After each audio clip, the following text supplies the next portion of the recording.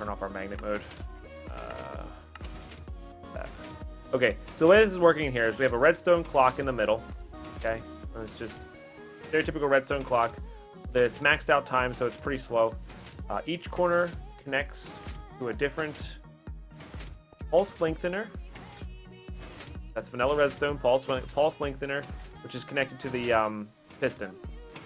So the reason you need the pulse lengthener is because you have to let the source block of slime that's above the piston enough time to fall. Okay.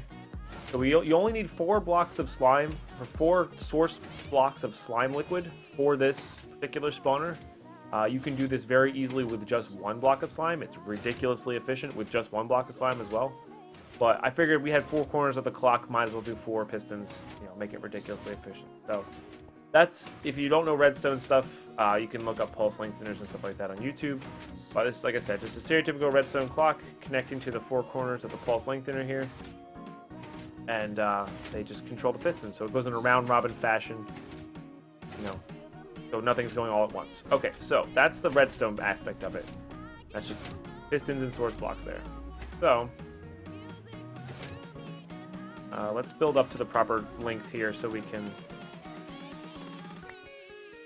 I'm going to put elevators here eventually so we can show this off easier.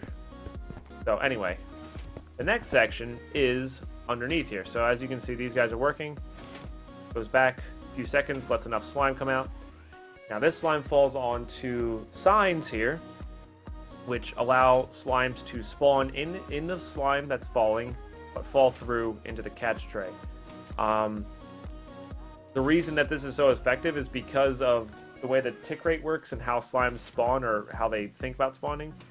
This little dabble of slime, or dollop. This little dollop of slime that comes down, or slime water that comes down and falls here, is more effective at spawning slimes than this stagnant slime right here that's constantly running. Like, this will spawn some slime. It's not much though. So it's just the way that they check to see whether they're going to spawn a slime or not is based more on a freshly placed bucket of slime than it is on just flowing slime like that. So as you can see, it's pretty efficient. Bunch of slimes are coming in, spawning down. They fall through the signs, and then once they fall through the signs, they go into this catch tray. This catch tray does not have to be made out of slime. You can use waters, conveyor belts, fans, whatever you want to use. Doesn't matter. Like I said, this slime here is not going to spawn anything at all. So that catch tray fills into this catch tray, which is 5 wide for king slimes and bigger slimes, so you need it to be 5 wide for that. They all fall into I made it 5x6. I think you can get away with 5x5. Like, we could get rid of this last corner here. It's just the size of the spawner, it lined up more easily. So pretty sure you can leave that as a 5x5, but whatever.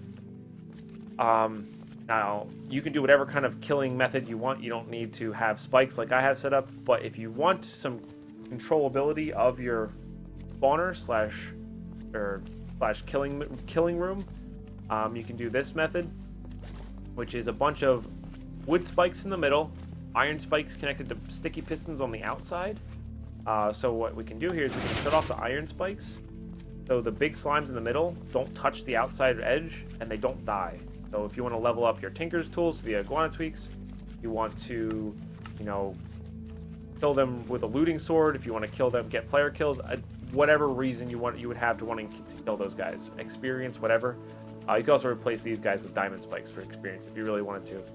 And then in the middle there's just a vacuum hopper that's getting all this stuff and putting it downstairs. Usually I have this on. I have yet to really stock up on a bunch of slime there.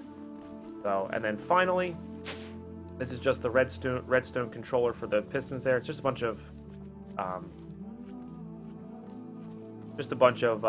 repeaters connected to redstone signal to turn them off and on piston-wise. So no big deal. And right now we're connecting to this.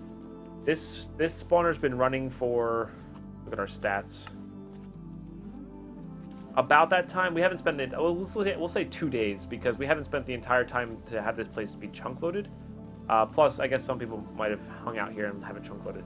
And as you can see, it's pretty effective. We have 80,000 slime balls, and we've killed 185-ish king slimes. Not all the king slimes.